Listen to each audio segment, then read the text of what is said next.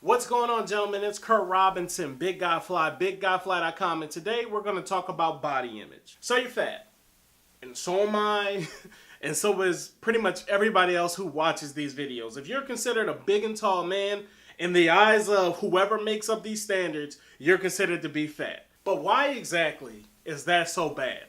Why don't people, and don't do this whole sugarcoat thing. Don't say, oh, you're not fat. You're just, no. Nobody says to the tall guy, oh, you're not tall, or to the black guy, oh, you're not black, or, you know what I mean? So why is fat, this particular word, made to be synonymous with things like lazy, unattractive, unworthy of attention? Why is this particular word the one thing that we harp on and say, I never want to be that thing? And the issue is, a lot of us are that one thing. And a lot of us has taken in garbage from the media, from society, from advertisements that tell us that we should be something other than that to suit what they deem to be worthy or good or whatever the case may be.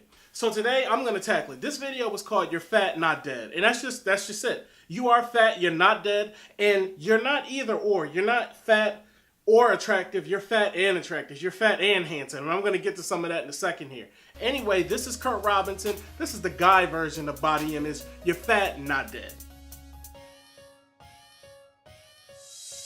Okay, so from the time that you started playing with toys, you were exposed to an ideal body image.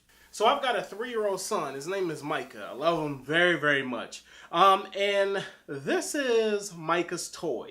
It's a Spider-Man toy. If you look at the Spider-Man toy, this guy is ripped. And this is supposed to be like the kid's version of him. I mean, his chest is huge. He's got abs. Look at his biceps. My biceps aren't even that big. And I mean, he's just the epitome of physical fitness. Now, let's take this into consideration. My son is 3. We were all young at one point. And so we have these seeds planted into our mind as to what a good body image should be. Even with toys, we're looking at these things at probably one of the most influential times in our lives. Our mind is developing, and ideas are being shared really rapidly, and our mind is growing.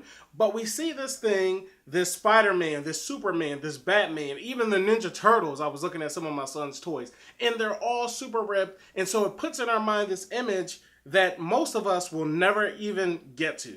And this is all across the board. As we're growing up, we see it more and more. We see it in our TV shows. We see it in advertisement. And so we're growing up, we're 13, testosterone is starting to flow, starting to want to talk to girls, but you're not the ideal body image that they've seen all of their lives, so you get shunned and you're not very popular, and maybe you were very popular during that time. Sometimes you can get away with that at that age. Then you're 16, fast forward to today, and now you still have that same body image in your mind from all the way when you were a kid, and you're still dealing with it. And yo, it's very easy to be like, oh man, well, just deal with it. You're a man. But it doesn't matter if you're a man or a woman, you are a person. And all of us have feelings. All of us have an innate sense of wanting to be wanted. The issue is with this body image thing, when you have this idea about what you want to be, it causes you to literally fight yourself, because what you are right now is what you are. Embrace that. There's nothing more damaging to a person than to not want to be who you are and to see other people and want to be like them. I'm sorry, guys. I know I'm ranting a little bit, but I'm really passionate about this. Body image, the way you look at yourself, is generally the way that you think that other people are perceiving you. When you look in the mirror and you look yourself up and down and you start picking yourself apart and you say, well, I don't like this about me and I don't like that about me. Where does those things even come from? We touched on that a little earlier. It comes from you seeing what society has deemed as being the ultimate. None of us are that. None of us will ever be that, because that line is continually moving. At one point in history, it was good to be big, but then, well, that's not so healthy and they die early. And another point in history, it was smaller, then it was more muscular, then it was this, and then it was that. That line is constantly moving. So I want to give you some tips as to how you can have a better body image of yourself. Tip number 1, you need to embrace where you are right now. I don't think there's anything worse, and I said this earlier, than not wanting to be who you are currently. Forget the future. The future has yet to be determined.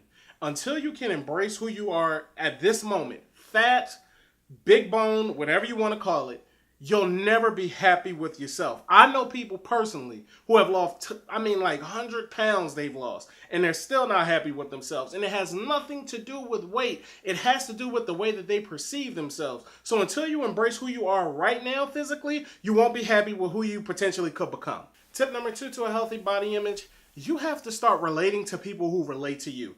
Stop all of this. I find it really... It's really taxing to me when I get around some guys who are bigger guys. They want to launch out. They want to talk to people. They want to have good relationships and things like that. But they're stuck on these people who they want to be in relationships with who don't desire to be in relationships with them. That is probably one of the most destructive things. If you're around people who don't respect your body and who you are, and they say, oh, well, you're fat and you're this, you don't have to be around those people who make you feel terrible about yourself. Go find some other people who relate to you and who can relate to you the way you want to be related to. All of this trying to be in the in-crowd stuff, man, all of that goes out the window. And I'm talking to you directly, whoever you are watching this video. If you're seeing this particular portion of the video, it's because you've stayed around long enough to hear these particular tips, and maybe you need them. I know I take them in and do them for myself. My last tip to a healthy body image is you got to start talking to yourself. You have to start telling yourself that you are worthy of attention, that you are handsome, that you are a great person, that you're a beautiful person at the risk of sounding weird.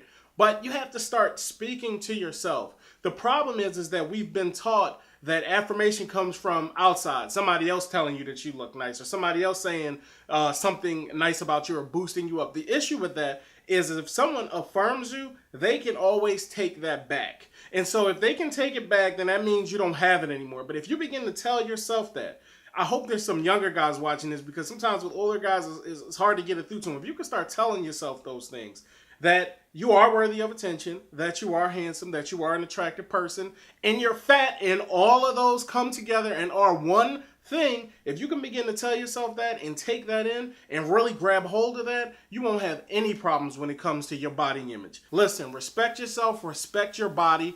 Whoever you are, wherever you are right now, look within inside of yourself. Cut it out with the picking yourself apart, beating yourself up because you don't look like somebody else, and embrace who you are currently. And as you move forward, you'll begin to see that there are so many other people just like you who want to be in relationship with you, who want to have connections with you, and you'll continue to move forward and you will have such an excellent life. And I'm not trying to be like a self-help guru or something like that, but all I can tell you is that I created Big Guy Fly for big guys. I created this thing because there was a need for it. Nobody in the fashion industry seems to care that we even exist when we make up 3/4 of men here in the United States. If this video has helped you, please like, comment, and subscribe. I'm Kurt Robinson, Big Guy Fly, BigGuyFly.com. Follow me on Twitter at BigGuyFly, and I'll see you guys next week.